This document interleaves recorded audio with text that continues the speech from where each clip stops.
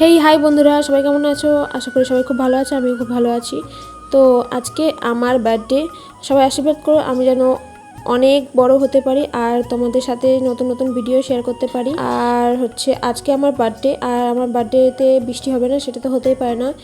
এই যে সব কাদা হয়ে আছে, কালকে সব রাত্রে বৃষ্টি হয়েছে আর আজকে কাদা হয়ে আছে। এটা আমার ইউটিউবের প্রথম বড় ভিডিও। এমনিতে আমি ছোট ভিডিও করি কিন্তু বড় ভিডিও কখনোই করা হয়নি, তাই আজকে আমার বার্থডে উপলক্ষে একটা বড় ভিডিও তোমাদের সাথে শেয়ার করি। তো ভিডিওটা কিন্তু সবাই দেখো, আর কেমন হয়েছে অবশ্যই কমেন্টে জানিও, আর ভালো লাগলে লাইক করে দিও, আমার চ্যানেলটা সাবস্ক্রাইব করে দিও।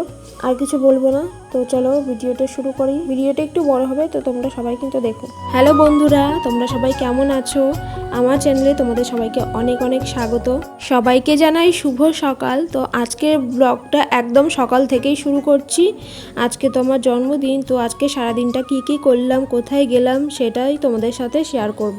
জন্মদিন বলে কথা, মাথায় তো একটু টেনশন আছেই, কি করব, কোথায় যাব। তো তার জন্য দেখো সকাল সকালে ঘুম থেকে উঠে পড়েছি, আর উঠে কিন্তু আমি প্রথমে ব্রাশ করে নিয়েছি, তারপর একটু খেয়ে নিয়েছিলাম মেথির জল, সাথে গ্রিন টি আর 3টে খেজুর। তো তারপর তো আমি আবারও খেয়েছিলাম 9টা নাগাদ, তখন আমার একটু হালকা খিদে পাচ্ছিল, তার জন্য দুধের সাথে এটা কি বলে বিভিন্ন রকম বীজ দিয়ে বানানো, যাই হোক তোমাদের সাথে একদিন আমি শেয়ার করেছিলাম, নামটা এখন আর মনে নেই। তো সেটাই খেয়ে নিয়েছিলাম। তো আমি খাওয়া দাওয়া করে তারপর চলে গেছিলাম রান্নাঘরে, আর রান্নাঘরে গিয়ে দেখি আজকে বাবা এনেছে চিকেন তো আনতেই হবে, বলো আমার জন্মদিন বলে কথা। তো এখন মাংসটা আমি ধোবো ভালো করে, আর ধুতে বসে তোমাদের একটা জিনিস দেখাচ্ছি, দেখো তোমরা, এই যে দেখো তোমরা, এই যে ধুতে বসেছে আর এক গাদা কাক চলে এসেছে। তাহলে এই রকমভাবে যদি জ্বালাই তাহলে আমি ধোবো কি করে মাংসগুলো, তোমরাই বলো। আমি তো একা কিছুতেই পারছিলাম না, ওদের সাথে খুবই জ্বালাচ্ছিল। তার জন্য আমি আমার ঠাম্মাকে ডেকেছিলাম, যে ঠাম্মাকে বললাম যে তুমি লাঠি নিয়ে এখানে দাঁড়াও, ওদের তাড়াও, আর আমি মাংসগুলো ধুয়ে দিচ্ছি। মাংসগুলো কিন্তু ভালো করে 1 2 3 4 ধোয়া দিয়ে ভালো করে ধুয়ে তারপরে নিয়ে যাব। আর আমি যখনই মাংস ধুতে আসি মাংসগুলো নাকি ধুয়ে একদম সাদা করে ফেলি, আমার মা তাই বলে। তারপর এখানে চলে এসেছি মশলা করতে, আর আমার কাকিদের মিক্সারে এখন করব মশলা। সব পেঁয়াজ, রসুন, আদা, কাঁচা লঙ্কা, শুকনো লঙ্কা, টমেটো সব কিছু পেস্ট করে নেবো একবারে।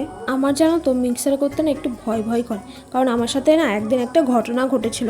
আমি একদিন মিক্সার করছিলাম, তখন হঠাৎ বাটিটা খুলে সব মশলা ছিটকে আমার গায়ে পড়েছিল। তারপর এত জ্বালা করছিল, তখন থেকেই আমার মিক্সার করতে একটু ভয় ভয় করে। মিক্সার তো করা হয়ে গেল, এখন চলে যাব রান্না করতে। আজকে মাংসটা কিন্তু আমিই রান্না করবো গাইস। মাংস রান্না করতে আমি ভালোই পারি, তার জন্য আমি বললাম যে আমি রান্না করছি।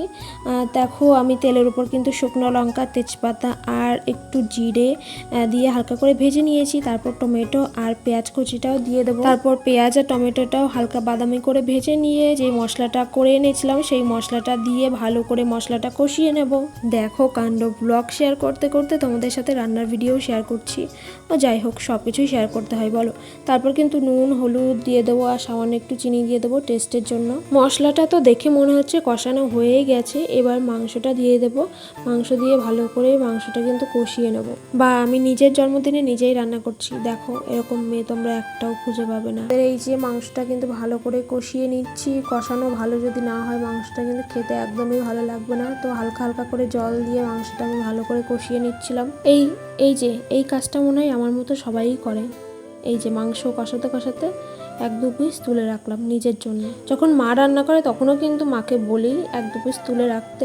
মাংস কষানো হয়ে গেলে আমি কিন্তু জল দিয়ে দিয়েছি, আর আমাদের বাড়িতে একটু বেশি লোক তো যার জন্য একটু বেশিই জল দিয়েছি। তারপরে আলুগুলোও দিয়ে দিয়েছি, একসাথে সব হয়ে যাবে। আর এই যে আমি কষানো মাংস তুলে রেখেছিলাম, এখন সেটাই খাবো। কষানো মাংস খেতে যা লাগে না, জাস্ট চুমু, কি আর বলবো। এই ভিডিওটা এডিট করতে করতে আমার তো আবার জিভে জল চলে এলো কষানো মাংস খাওয়ার জন্য, কি করব।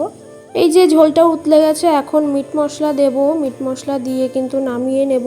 আমার বার্থডে চলে গেছে 1 মাস হয়ে গেল, কিন্তু আমি এই ভিডিও এডিটই করেছিলাম না, আজকে ফাইনালি এডিট করেছি। কি বলো তো, বড় ভিডিও না, এর জন্য এডিট করতে টাইম লাগবে, তাই আমার আর ভালো লাগছিল না এডিট করতে। তো আজকে এডিট করলাম, তাই তোমাদের সাথে শেয়ার করলাম।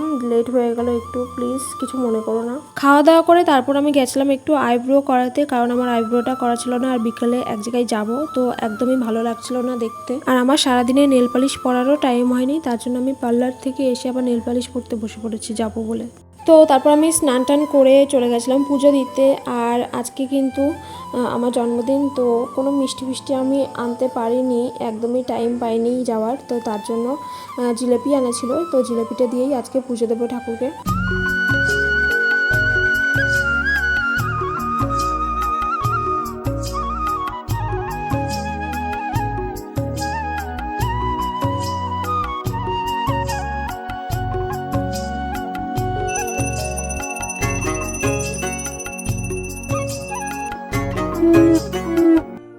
আর এই জায়গাটা কি তোমরা কেউ চিনতে পারছো? হ্যাঁ, আমি এসেছি কৃষ্ণনগর। তো তোমাদের তো ছোট ভিডিও আগেই শেয়ার করেছি, আমি গেছিলাম মাদারসাটে। আমরা কিন্তু স্টেশনে নেমে পড়েছি, তারপরে স্টেশন থেকে যাব ওভারব্রিজ দিয়ে ওপারে, ওপার থেকে টোটোতে করে যাব মাদারসাটে। তারপর কিন্তু টোটোতে করে চলেও এসেছি দেখো মাদারসাটের সামনে। আর আসার সময় না ভিডিও করার কথা একদমই মনে ছিল না। আর এখানে দেখো অনেক কিন্তু দোকান বসেছে হাতের কাজের, তোমরা চাইলে এখান থেকে কিছু জিনিস কিনেও নিয়ে যেতে পারো। ওপাশে রেস্টুরেন্টটা আপাতত এখন বন্ধ আছে, কিছু কাজ চলছে ওখানে, তাই।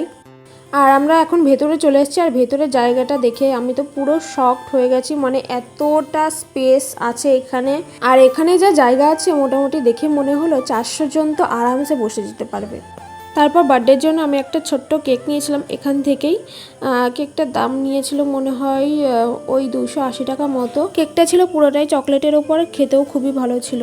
আর তোমরা একটা জিনিস কি লক্ষ্য করেছো, আমি কিন্তু মোমবাতি না নিভিয়েই কেকটা কেটে ফেলেছি। আসলে মনের মধ্যে একটা আলাদা এক্সাইটমেন্ট ছিল, আর একটু নার্ভাস ফিলও হচ্ছিল, মানে চারপাশে এত লোক, তার মাঝখানে আমি এভাবে কেক কাটিং করছি।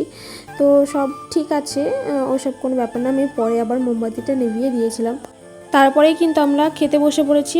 আর এখানে কিন্তু সব রোবটে খাবার সার্ভ করা হয়। প্রথমে কিন্তু স্টার্টারে নিয়েছিলাম ক্রিস্পি চিকেন ড্রামস্টিক আর একটা ফিশ ফ্রাই।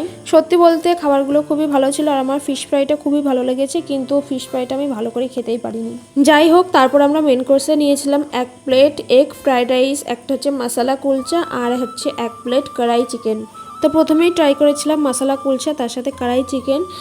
দুটো কম্বিনেশন অসাধারণ ছিল, কিন্তু একটু স্পাইসি ছিল দুটোই। কড়াই চিকেনটা সত্যি অসাধারণ ছিল, জাস্ট চুমু। তোমরা যদি আসো অবশ্যই মাস্ট কড়াই চিকেনটা একবার ট্রাই করো।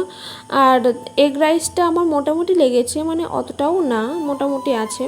আমার মনে হয়েছে এগ রাইসের থেকে আমি যদি মিক্স ফ্রাইড রাইস বা পোলাওয়ের আইটেম অর্ডার করতাম তাহলে হয়তো আরও ভালো হতো। সব খাবারের দাম তো এখন আমার মনে নেই, কিন্তু সবই মোটামুটি রেঞ্জের মধ্যেই ছিল। আর ওই এগ রাইসটা বাদে সবই ভালোই ছিল। ও তার সাথে আমরা একটা গ্রিন স্যালাডও নিয়েছিলাম। তো চলো আজকের ভিডিওটা এই পর্যন্তই, আর কোনো ভিডিও করতে পারিনি। তো ভিডিওটা কেমন লাগলো অবশ্যই জানিয়ে, ভালো লাগলে লাইক করে দিও, চ্যানেলটা সাবস্ক্রাইব করে দিও। দেখাবে নেক্সট ভিডিওতে। টাটা সবাইকে।